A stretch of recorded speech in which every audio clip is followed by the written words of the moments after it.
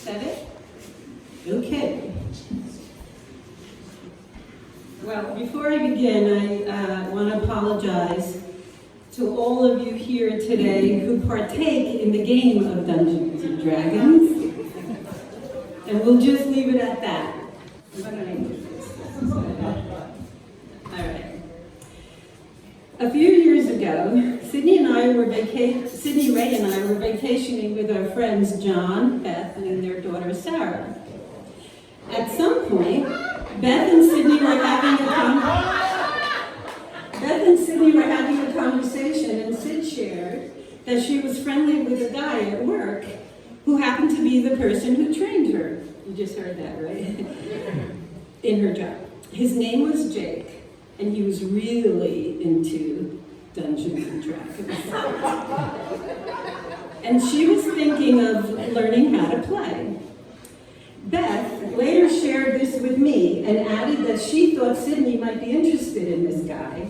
And my first thought wasn't about who this guy Jake was, but Dungeons and Dragons? Sydney wants to learn about Dungeons and Dragons for a guy? Since the beginning of human interaction, men and women have engaged in the behavior of learning about each other's hobbies and interests in order to endear themselves to each other. I'm sure that soon after seeing her partner start a fire with 2 sticks back in the age, when that's what had to be done in order to get a good cup of coffee, Mrs. Homo sapien picked up a few sticks, rubbed them together until she too made fire. And then she called Mr. Homo sapien over to impress him. And that's how they ended up with 12 little Homo sapiens. She did that for him. I myself used to watch baseball as a sleep narcotic until I learned about it from Ray. That's my husband.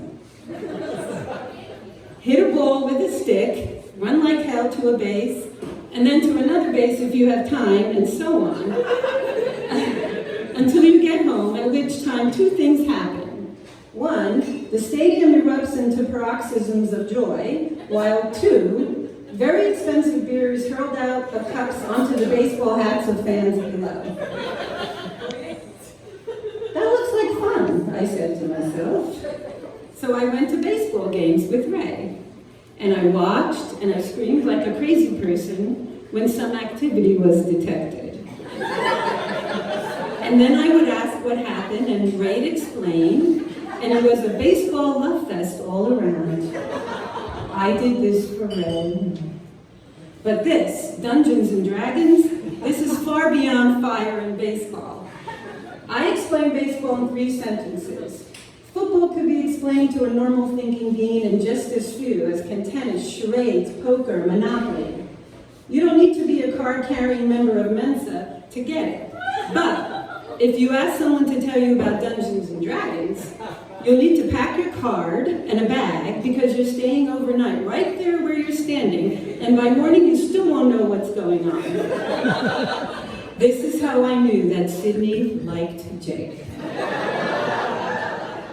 Let me explain. First of all, we changed the title. The exhaustively long book on how to play Dungeons and Dragons. The book of basic rules of Dungeons and Dragons that I found on the internet, and I kid you not, is 180 pages long. Baseball, tag you're out. Football, tackle the guy with the ball. Monopoly, buy everything. Dungeons and Dragons? I don't know. There are a finite number of baseball terms like bases loaded, walks, and home runs. Monopoly has properties, hotels, and an iron. Tennis has serves, lobs, and double faults. Dungeons and Dragons has, and as a starter, and once again, I kid you not, over 362 spells, and each one has a name. Some are nice, like the guidance spell and the true seeing spell, and others are not so nice, like the finger of death spell and poison spray spell. My favorite is Otto's Irresistible Dance. Dungeons and Dragons has numerous characters, races, classes, combats, and magic, all with their own special names. The jargon goes on into infinity. And this is how I knew Sydney really liked it.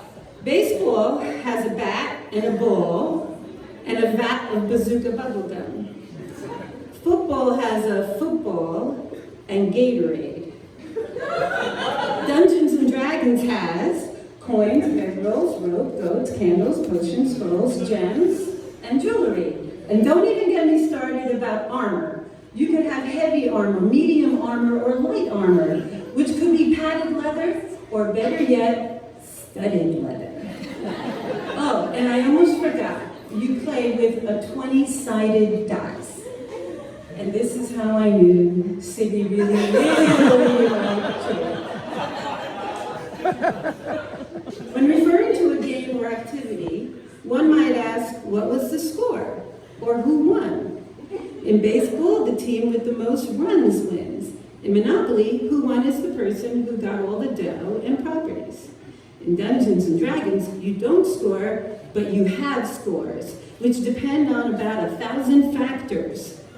I did learn, however, that a person with a perfect 30 score could be considered a divine being, or a monster. Huh?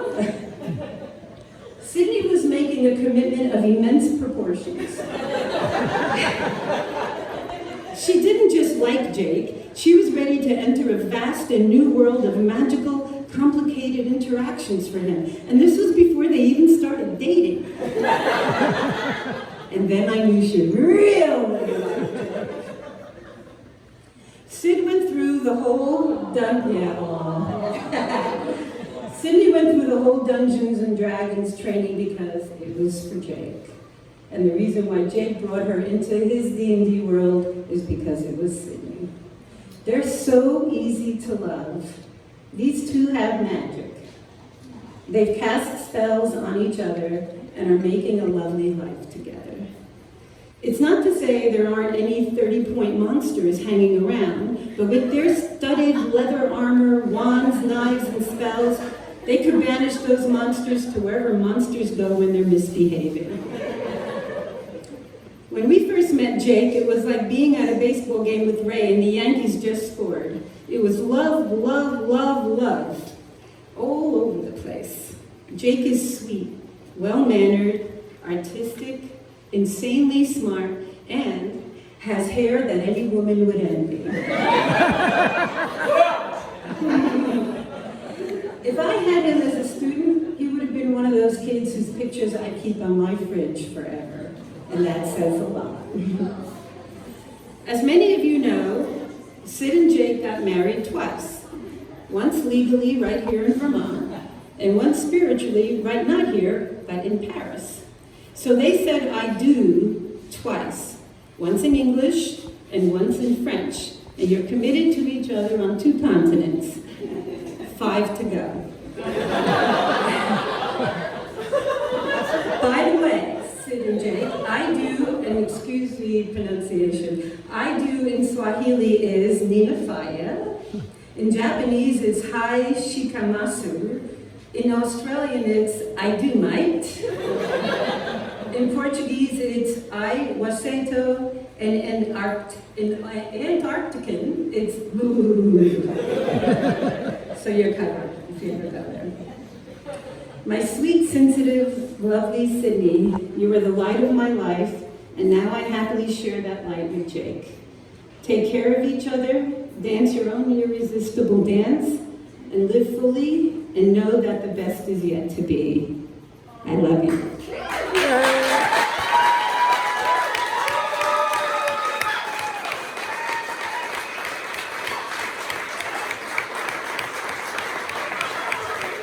We have 2 little presents for Jake and Sid. Jake? Come on. Next time you have to go somewhere and get gussied up, this is your official Dungeons and Dragons bow tie. Sydney? First, Dungeons and Dragons, you can make drinks from Dungeon Meister, a drink master's guide.